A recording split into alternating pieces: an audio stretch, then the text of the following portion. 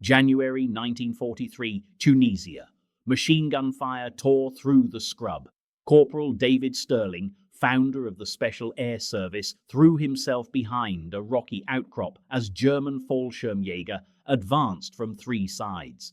His reconnaissance patrol had scattered hours ago during the initial ambush. Now, alone in the desert with ammunition running low, Stirling made his last stand. A bullet grazed his shoulder, another shattered against stone near his head. When the bolt of his rifle locked back empty, he reached for his pistol. The paratroopers closed in. Hands grabbed his arms. A rifle butt struck his ribs.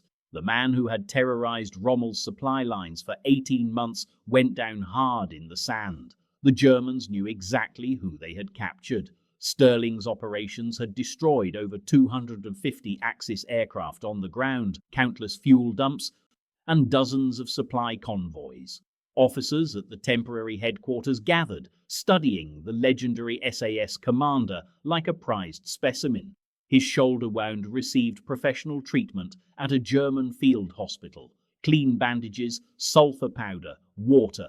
The Wehrmacht doctors worked efficiently, but their guards never relaxed. Stirling remained shackled to his bed frame. 3 days later, Italian officers arrived with transfer papers. The handover happened without ceremony. British prisoner, high value, destination, Italy. The cattle car journey north was a blur of stopping and starting. Stirling studied his Italian guards through swollen eyes. They carried themselves differently than the Germans, less rigid, more theatrical in their gestures, but their Carcano rifles remained loaded, their eyes tracking his every movement. Fellow prisoners shared the car, officers and NCOs from various North African campaigns. They recognized Stirling immediately, and whispers spread, the founder of the SAS.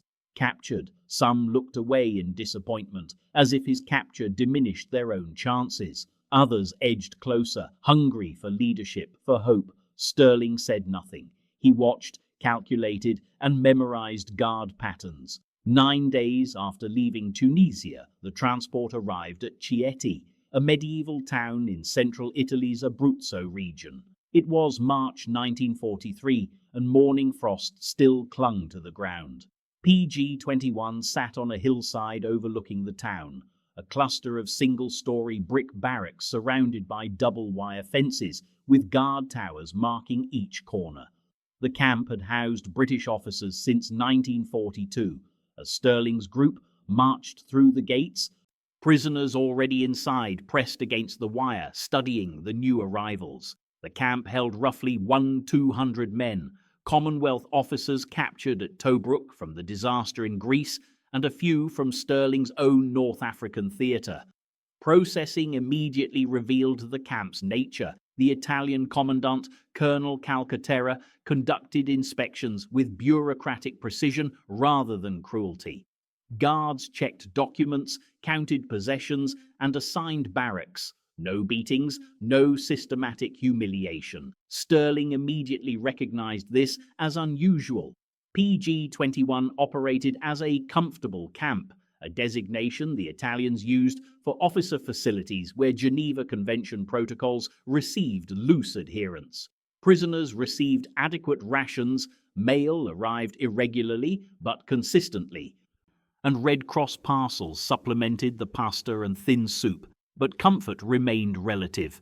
The barbed wire still cut, the towers still watched, and the doors still locked. Stirling's barracks assignment placed him among senior officers, squadron leaders, majors, men who had commanded battalions before capture. The first night revealed the camp's psychological architecture. Prisoners had organized themselves into rigid hierarchies based on pre-war rank and regiment. Public school graduates formed tight circles, and regular army officers maintained distance from territorial force captives. Everyone performed their imprisonment according to class expectations. Evening roll call, which the Italians called appello, happened at 1800 hours. Guards counted heads twice, while prisoners stood in ragged lines. The 30-minute procedure ended with men drifting back to barracks for watery coffee and stale bread. Stirling spent his first week observing. The camp's daily rhythm was predictable: wake at 0630, breakfast at 0700, morning appello at 0800. Prisoners then dispersed to various activities. Some organized lectures, others played cricket with makeshift equipment. A camp theatre group rehearsed Shakespeare. The atmosphere felt bizarrely civilized, a gentleman's club behind wire. But Stirling noticed other details. Guard rotations changed every 4 hours. Italian sentries often clustered together for cigarettes, leaving sections of perimeter unwatched for minutes at a time. The wire fences, while doubled, lacked the sophisticated engineering of German Stalag construction. Gaps existed between posts, and drainage ditches ran beneath the wire in 2 locations. Within PG-21's ordered surface, escape activity already existed. Individual officers had attempted solo breakouts, but most were recaptured within days. The Italian countryside offered limited cover, and local fascist militia knew the standard escape routes north towards Switzerland. Stirling learned that roughly 40 escape attempts had occurred since the camp's opening. None had succeeded in reaching Allied lines. The failures bred resignation among many prisoners who settled into routines and waited for war's end. But others continued plotting. Small groups hoarded civilian clothing, maps appeared from contraband sources, and Italian phrasebooks circulated. The efforts remained scattered, individualistic, and doomed by a lack of coordination. Stirling recognized an opportunity larger than personal freedom. PG-21 held over 1,200 British officers. If even half escaped simultaneously, the disruption would force Italy to divert thousands of troops for recapture operations, pulling resources from front lines and overwhelming communications networks. A mass breakout would constitute a military operation, continuing the fight from within enemy territory. This thinking separated Stirling from other prisoners. He viewed the camp not as an end point, but as a new battlefield requiring different tactics. He began building his network carefully. First contact was Major Jock Lewis's second-in-command, captured in North Africa, who understood SAS methodology. Next came a tailor from the Royal Artillery, who still had his civilian skills. Then a forger, a former bank clerk with steady hands. Stirling identified each specialist through casual conversation, never revealing his full plan. He asked questions, listened, and evaluated trustworthiness. The network grew by ones and twos. A linguist fluent in Italian, an artist who could reproduce official stamps, a tunneling engineer from a Welsh mining regiment. The Italian guards noted Stirling's status but misread its significance. They saw a captured commando, wounded and contained, no longer a threat.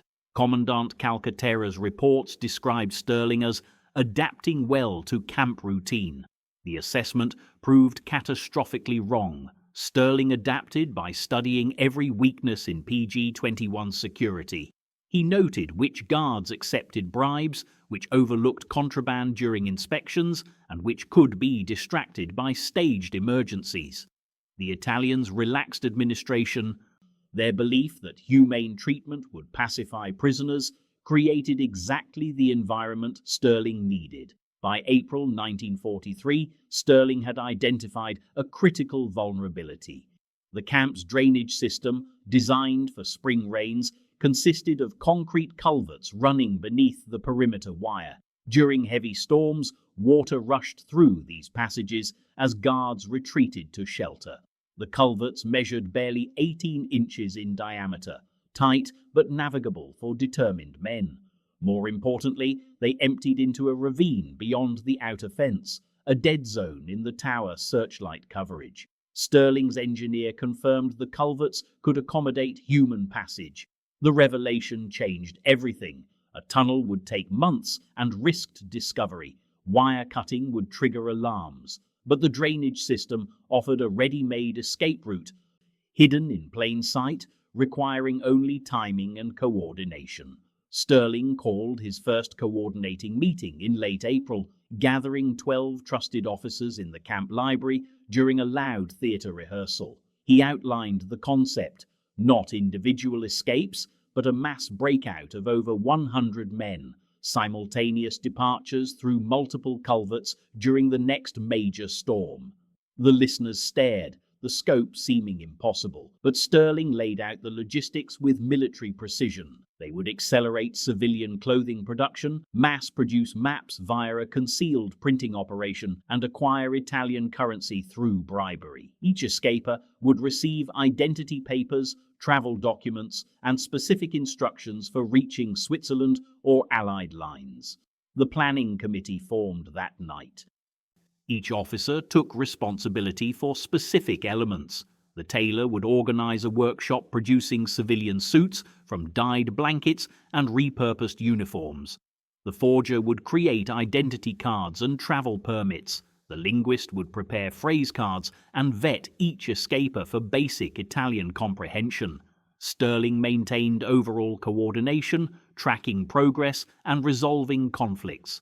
Absolute secrecy was paramount. One informant would trigger camp-wide shakedowns and transfers. Security protocols mirrored Stirling's SAS training, information compartmentalization, need-to-know basis only, dead drops for documents, and recognition signals. Stirling instituted a vetting process for new recruits. Each candidate underwent discreet observation, background checks, and loyalty assessments. Only officers demonstrating capability and discretion received invitations. The network expanded carefully to 30 men, then 50, then 75. Each recruit brought specific skills or resources, access to bribable guards, contraband supply lines, or knowledge of local geography. The conspiracy grew into a sophisticated underground organization. May 1943 brought the first major test. Italian guards discovered civilian clothing in a barrack stove. 3 officers faced questioning. Stirling watched as Calcaterra's interrogators worked through the night. The captured officers maintained their story. The clothes belonged only to them for a personal escape attempt. No wider conspiracy. The Italians accepted it. The men went to solitary confinement, but the network survived. The close call forced operational adjustments. Production moved to multiple concealed workshops and storage locations were diversified. June arrived with climbing temperatures and increasing Allied activity. News from newly arrived prisoners confirmed a Sicily invasion was imminent and Italian morale was collapsing. The strategic situation added urgency. A mass breakout now would strike while Italian security forces were stretched thin. Calcaterra increased guard rotations but lacked manpower for comprehensive searches. The camp's population swelled to 1,400, and the overcrowding provided additional cover for the conspiracy. Stirling expanded recruitment to 150 officers, the maximum sustainable number. Each man received specific assignments. Some would create diversions, others would serve as guides. The most physically capable would go first, clearing the culverts. Stirling organized the group into units of 10, each with a leader responsible for equipment and coordination. This structure created redundancy. If one unit failed, others could continue. The final element was timing. Stirling studied weather patterns, consulting with officers who had lived in Italy. The Abruzzo region experienced severe thunderstorms in late July and August, 3-day deluges with flooding and reduced visibility, exactly the conditions needed. Stirling set a preliminary date for late July, weather permitting. The committee finalized equipment schedules, civilian clothes, identity papers, maps, food, and currency. Then, intelligence arrived that changed everything. A newly captured RAF officer brought news. The Allied invasion of Sicily was scheduled for July. The Italian government faced internal collapse, and German forces were moving into northern Italy to shore up defences. This created a critical window.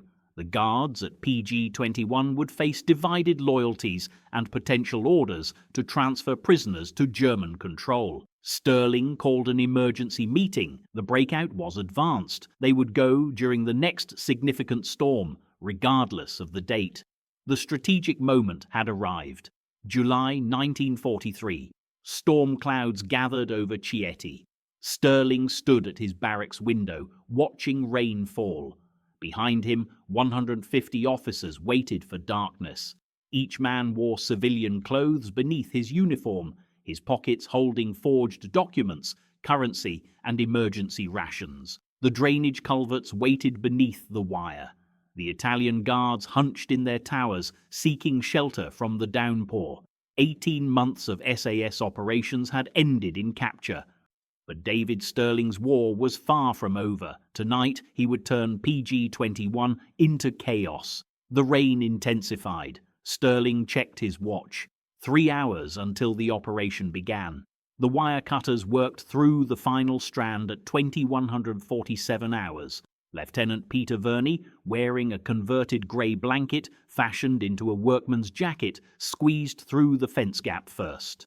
Behind him, 23 more officers waited in the darkness, each clutching forged identity papers identifying them as Italian labourers from Pescara. The diversionary football match at the eastern perimeter had drawn 6 guards away from this section. Stirling's intelligence network had tracked guard rotation patterns for 41 days to identify this 8-minute window. Verney crossed 15 meters of exposed ground to the drainage ditch. His civilian shoes, constructed from dyed canvas stretched over cardboard soles, made almost no sound on the hard earth. The forged carta d'identità in his breast pocket bore his photograph, taken secretly by Captain James Hargest using a camera assembled from smuggled parts, and an official-looking stamp created by carving linoleum from the camp workshop. The aging process had involved soaking the paper in tea, creasing it precisely 17 times, and rubbing dirt into the fold lines. 3 prisoners had practiced the Italian signature of the Pescara police commissioner for 2 weeks, until the forgery was indistinguishable. The second group moved through the gap. Major Gordon Lett carried a German-Italian phrasebook, hand-copied from a volume in the camp library, concealed inside a hollowed-out Bible. His civilian clothes included an actual Italian railway worker's cap, stolen during a supervised work detail 3 weeks earlier. The theft had been executed during a staged argument between 2 British prisoners that drew the supervisor's attention for 90 seconds. Lett's jacket bore genuine Italian buttons, carefully removed from a guard's spare uniform that had vanished from the laundry. Stirling himself moved through the fence at 2154 hours, leading the final group of 8. He wore a suit jacket created from a dyed wool blanket, trousers cut from blackout curtains, and a white shirt fabricated from a pillowcase. His forged travel permit authorized movement from Chieti to Sulmona for agricultural work. The document included 3 official stamps, Questura di Chieti, Ministero dell'Interno, and a railway authorization, each carved by different prisoners to match examples photographed during approved camp correspondence. The paper stock itself had been stolen from the Italian commandant's office during a carefully orchestrated distraction involving a faked medical emergency. The drainage ditch provided cover for 200 meters. Verney's group reached the road junction first, splitting into pairs as planned. Each pair had memorized a different route to designated safe houses in the Maiella Mountains. The network of sympathetic contacts had been established through coded messages hidden in outgoing Red Cross parcels and confirmed through returning prisoners from work details who had made contact with local anti-fascist elements. At 2203 hours, the alarm sounded. The shrill wail of the camp siren cut through the September night. Searchlights blazed to life, sweeping across the compound in mechanical arcs. Stirling, still 400 meters from the tree line, dropped flat against a stone wall. Behind him, Captain Richard Carr froze mid-stride. The beam passed 3 meters to their left, illuminating a vineyard post before swinging back towards the camp. Tenente Colonnello Giuseppe Morelli, the security officer, emerged from the guardhouse at the first alarm. His count revealed 47 prisoners missing from the evening roll call. He immediately ordered all available guards, 31 men, into pursuit formation. 6 motorcycle combinations roared out of the compound, headlamps cutting through the darkness. Morelli dispatched runners to alert the Carabinieri posts in Chieti town, Francavilla al Mare, and Guardia Grele. The regional commander in Pescara received notification by field telephone at 22:18 hours. The dogs arrived at 2234 hours. 2 German shepherds and 3 Italian tracking hounds brought from the Carabinieri barracks. They picked up the scent immediately at the fence gap, baying as they pulled their handlers toward the drainage ditch. The pursuit split into 5 separate trails, tracking the different escape groups that had dispersed according to Stirling's plan. Verney and Lieutenant Michael Gilbert, moving east towards the coastal railway line, heard the motorcycle engines at 22:41 hours. They abandoned the road, climbing through a terraced olive grove. The motorcycle headlamps swept the main road below them, moving fast toward Francavilla. Gilbert's cardboard-soled shoes disintegrated on the rocky ground. He continued barefoot, feet bleeding, maintaining pace. Their rendezvous point was a farmhouse 7 kilometers distant, where a contact named Antonio Rossi, identified through the underground network, had agreed to provide shelter. The dogs found Major Lett's group at 22:56 hours. 3 officers, Lett, Captain William Crawford, and Lieutenant Thomas McPherson, were crossing a wheat field when they heard the baying shift direction coming directly toward them. They ran. Crawford stumbled on the uneven ground, twisting his ankle. Lett and McPherson pulled him upright. The dogs were closing, their handlers' shouts echoing. At the field's edge, a steep ravine dropped 15 meters to a dry stream bed. Lett made the decision in 3 seconds. They jumped. Crawford screamed as his injured ankle took the impact on the rocky bottom. The dogs reached to the ravine edge, barking into the darkness below. The handlers called for rope, but Lett's group was already moving downstream, Crawford supported between his 2 companions, leaving no trail on the water-smooth stones. Stirling and Carr reached the tree line at 2308 hours. Behind them, the camp's searchlight still swept the open ground. Ahead, the forest offered cover but presented new dangers. The night temperature was dropping towards 7 degrees. Neither man carried food beyond a small piece of bread saved from dinner rations. Their civilian clothes provided minimal warmth. The nearest safe house was 12 kilometers distant, through unknown terrain, with every Carabinieri post in the region now alerted. They moved through oak forest for an hour, navigating by the North Star visible through the canopy. At 23:47 hours, they heard voices, Italian, multiple men, searching. A Carabinieri patrol working through the forest with electric torches. Stirling counted 4 separate light sources, spread in a search line perhaps 50 meters apart. He and Carr pressed themselves into a hollow beneath a fallen tree, covering themselves with leaf litter and debris. The nearest torch beam passed 6 meters from their position. Stirling could hear the Carabiniers breathing, see his polished leather boots. The man stopped, turning slowly, his torch sweeping the forest floor. The beam touched the edge of the fallen tree, held there. The officer took 2 steps closer. A shout from the left drew his attention. One of the other searchers had found something. A scrap of grey blanket snagged on brambles where an earlier escape group had passed. The Carabinieri converged on that position. The searchline shifted direction, moving away. Stirling and Carr remained motionless for 17 more minutes, ensuring the patrol had moved on. They emerged at Oro 23 hours and continued north. At Oro 145 hours, they encountered the river. The Pescara, swollen with rain, blocked their route. The safe house lay on the opposite bank. The current moved fast, carrying broken branches downstream. The water temperature would be perhaps 12 degrees, Neither man was a strong swimmer. The river was 60 meters across at this point. Stirling studied the problem.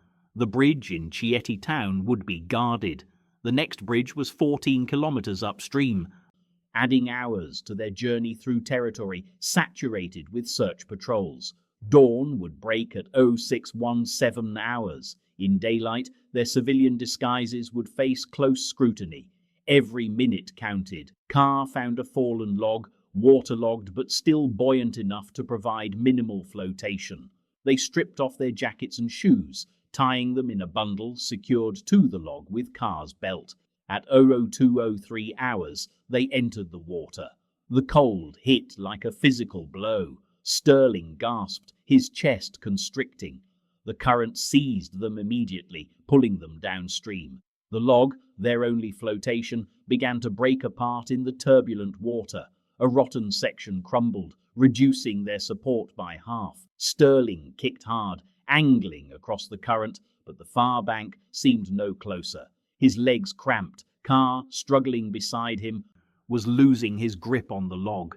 15 meters from the opposite bank, Carr's hands slipped. He went under.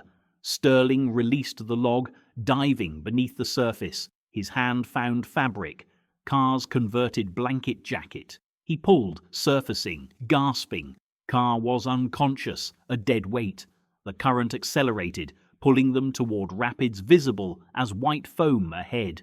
Stirling made 3 powerful strokes towards the bank, his right arm locked around Carr's chest. His feet found mud. He stood, waist deep, dragging Carr into the shallows. A willow tree overhung the bank. Stirling grabbed a low branch, pulling them both out of the current. Carr coughed, vomited river water, and began breathing regularly. They crawled up the muddy bank at 0224 hours, collapsing in wet grass. Both men were hypothermic, shaking uncontrollably. Their civilian clothes and forged papers were at the bottom of the Pescara. They had no shoes, no documents, no dry clothing. The safe house was 4 kilometers distant, but they had no way to prove their identity to their contact. Behind them, across the river, vehicle headlights moved along the road, search parties. Stirling forced himself upright. 4 kilometers. The sky was lightening imperceptibly in the east. Perhaps 90 minutes until full dawn, when 2 shoeless, soaking men would be immediately visible to any patrol. If they could reach the safe house before daybreak, Antonio Rossi might shelter them based on the arranged password alone. If they failed, if they were captured now, every man from the breakout would be compromised. The Italian authorities would intensify security, making future escapes impossible. He pulled Carr to his feet. They began walking north, barefoot, freezing, without papers or disguise, toward a farmhouse they had never seen, seeking help from a man they had never met, as 45 other escaped prisoners scattered across the Abruzzo mountains, each facing their own desperate race against dawn. The German patrol materializing from the tree line near Florence gave Major David Stirling no opportunity for evasion. 6 days of freedom ended on a dusty Tuscan road in September 1943, when a Wehrmacht Feldwebel recognized the tall, gaunt Scotsman from circulated photographs. Stirling's hands went up slowly, his body weakened by minimal rations and constant movement through enemy territory. The SAS founder had covered nearly 180 miles from Chieti PG-21, sleeping in barns and surviving on bread from sympathetic Italian farmers while pressing towards the Allied beachhead at Salerno. Now, exhausted and underweight at roughly 165 pounds on his 6'5" frame, he faced German rifles for the second time in his career. The Feldwebel, consulting a worn document, spoke in accented English. Major Stirling, you are declared Deutschfeindlichster Engländer, Germany's most dangerous British prisoner. Within hours, Stirling sat in a Wehrmacht staff car, bound for interrogation in Florence, his brief taste of Italian autumn air replaced by the certainty that no ordinary POW camp awaited him. The German intelligence officers in Florence proved more interested in Stirling's escape methodology than his SAS operations. Over 3 days of interrogation, They documented his exploitation of the Italian armistice chaos, the tunnel construction at Chieti, and his evasion route. Stirling provided only name, rank, and service number, deflecting operational questions while secretly noting German troop movements visible from the interrogation room window. His physical examination revealed a 10-pound weight loss, infected blisters, and early-stage dehydration, but no serious injuries. Medical officers treated his feet and provided increased rations, recognizing that Berlin wanted this particular prisoner healthy for prolonged, secure detention. On September 18, 1943, Stirling received formal notification of his transfer to a Sonderlager, special camp designated for high-risk Allied officers with persistent escape records. The destination remained classified, but veteran POWs in the transit facility whispered a single name: Colditz. O-Flag 4C, Colditz Castle, received Major David Stirling on September 25, 1943. The medieval fortress overlooking the Mulde River in Saxony had housed escape-prone officers since 1939, earning its reputation as the Hochsicherheitslager, high-security camp. Stirling's arrival coincided with autumn rainfall that turned the castle courtyard into a muddy proving ground where 250 Allied officers exercised under Commandant Oberst Edgar Glaischer's watchful regime. German records documented him as prisoner number 206, assigned to British quarters on the third floor. Security officer Hauptmann Reinhold Eggers personally briefed the new arrival, noting in his diary that Stirling possessed the same restless energy we have observed in other Special Forces officers, notably Lieutenant Airey Neve. The briefing covered searchlight patterns, guard rotation schedules, and the 30 previous escape attempts that had resulted in 7 successful home runs. Stirling listened carefully, his SAS tactical mind recognizing Colditz as another operational environment requiring systematic analysis. The Colditz environment proved fundamentally different from Chieti's makeshift Italian administration. German precision governed every aspect of camp routine: 3 daily appels, methodical cell searches, and a guard-to-prisoner ratio of 1.1 during exercise periods. Stirling adapted quickly, joining the British Escape Committee and contributing his tunnel engineering expertise. However, senior British officers, particularly Lieutenant Colonel Willie Todd, determined that Stirling's high profile made him unsuitable for front-line escape attempts that might compromise other operations. His role evolved into that of technical consultant and intelligence analyst, applying SAS reconnaissance skills to mapping guard patterns and identifying supply vulnerabilities. Between October 1943 and May 1945, Stirling participated in planning 7 escape attempts, none of which he personally executed. His transfer to Colditz effectively ended his direct escape activities. He maintained physical fitness through circuit training, taught unarmed combat techniques to fellow officers, and documented German administrative procedures that revealed Wehrmacht supply constraints as the war deteriorated. News of Chieti's mass breakout reached Colditz through Red Cross channels and incoming prisoners in October 1943. British intelligence officers debriefed new arrivals who reported that approximately 60 Allied officers had escaped during the September chaos, with at least 28 confirmed successful crossings to Allied lines by December 1943. The numbers exceeded any previous Italian camp escape. Fellow prisoners at Colditz recognized Stirling's organizational achievement, understanding that coordinating such an operation while imprisoned demonstrated the same leadership that had built the SAS. Captain Pat Reed, Colditz's most prolific escape planner, noted in his diary that Stirling's Chieti operation showed what properly organized POWs could accomplish when opportunity and preparation aligned. The Chieti success reinforced Stirling's reputation among the Colditz community, though it simultaneously confirmed to German authorities that his continued isolation was essential. The final 18 months of Stirling's captivity at Colditz proceeded without successful escape. Allied advances from east and west reached audible range by April 1945, the artillery rumble echoing through the castle's walls. On April 16, 1945, American First Army units approached from the west, while Soviet forces closed from the east. Commandant Glacier, facing military collapse and aware of Hitler's March directives on POW disposition, chose negotiation over resistance. At 1400 hours that day, white flags appeared on Colditz's towers. American infantry from the 273rd Regiment entered the castle later that afternoon, finding 250 Allied officers in relatively good health, protected by Glacier's decision to surrender. Major David Stirling, weighing 172 pounds after 19 months at Colditz and 27 total months as a POW, walked through the main gate a free man on April 17, 1945.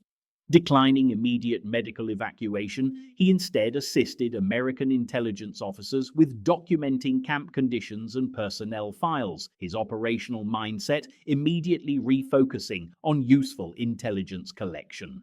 Repatriation to Britain occurred on April 25, 1945, via transport from Leipzig to RAF Northolt.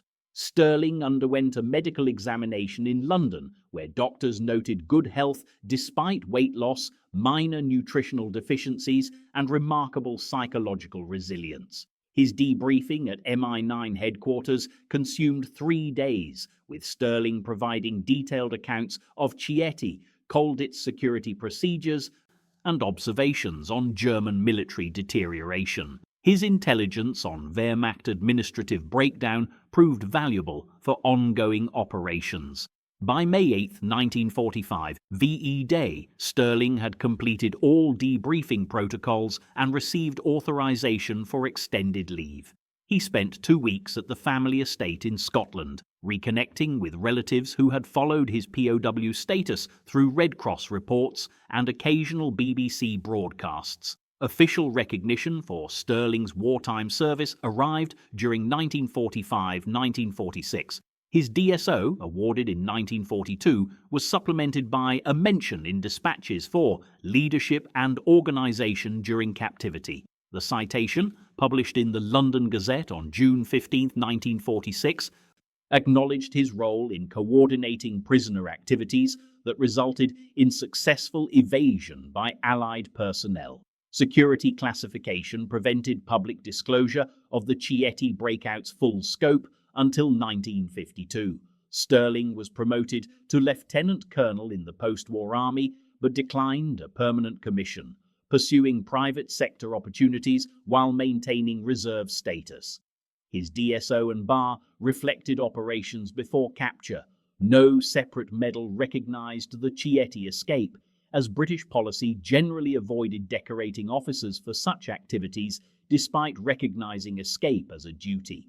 Transition to civilian life occurred rapidly for Stirling, whose entrepreneurial instincts found outlet in multiple business ventures between 1947 and 1990.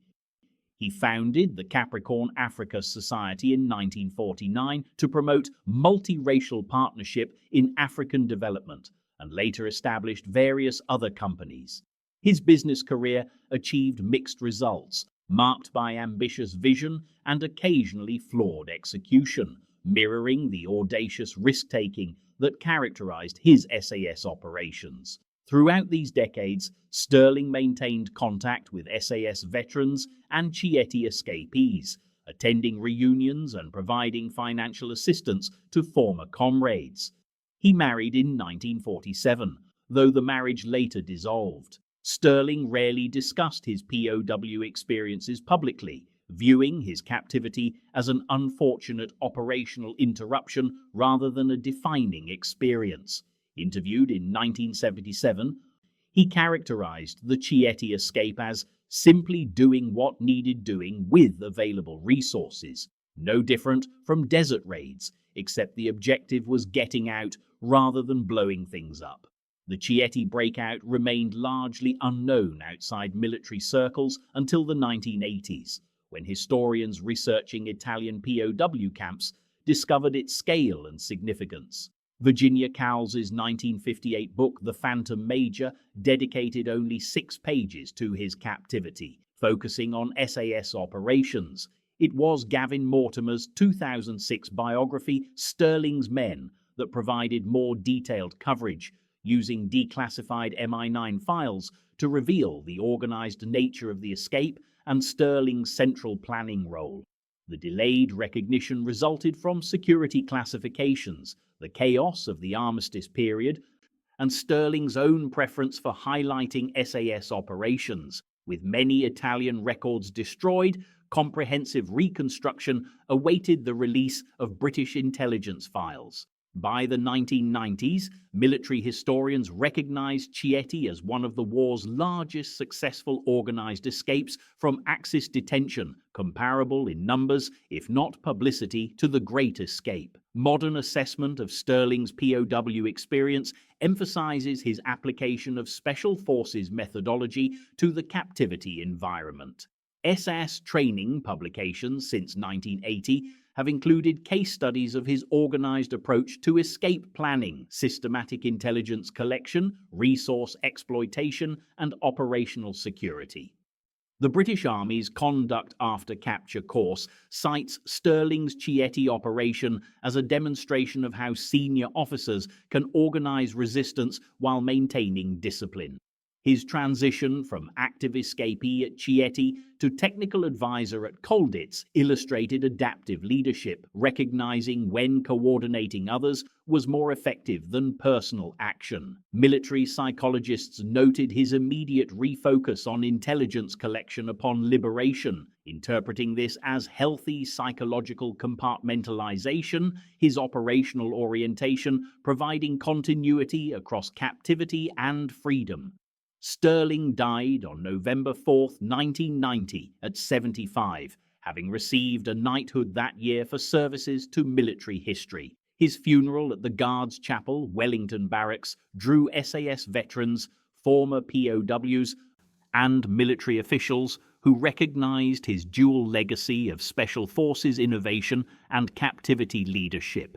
Obituaries emphasized his SAS achievements while noting his resourcefulness during 27 months as prisoner of war. The SAS Regimental Association's 1991 memorial service acknowledged that the Chieti escape had allowed 28 Allied officers to return to combat, a quantifiable contribution to victory. Several escapees, notably Major Gordon Lett, who served with Italian partisans, credited Stirling's organization with their survival, noting his detailed planning had provided essential tools for successful evasion. The legacy of Stirling's Chieti operation persists in multiple military contexts. The SAS Museum at Hereford maintains an exhibit on his captivity, including declassified planning documents and testimonials. The Royal Military Academy Sandhurst includes the Chieti escape in its leadership curriculum, analysing Stirling's coordination of resources under restrictive conditions as a model for modern operational planning. His example influenced NATO's development of Code of Conduct training, emphasising that leadership obligations continue in captivity. Allied Special Operations communities study Stirling's career arc to see how unconventional warfare principles apply across diverse environments, from desert raids to prison camps. Stirling's POW experience ultimately reinforced the characteristics that defined his SAS leadership: systematic planning, resource exploitation, calculated risk, and mission focus. His ability to organize Chieti's mass escape demonstrated that imprisonment could not suppress operational thinking. Bars and guards were merely tactical problems requiring creative solutions.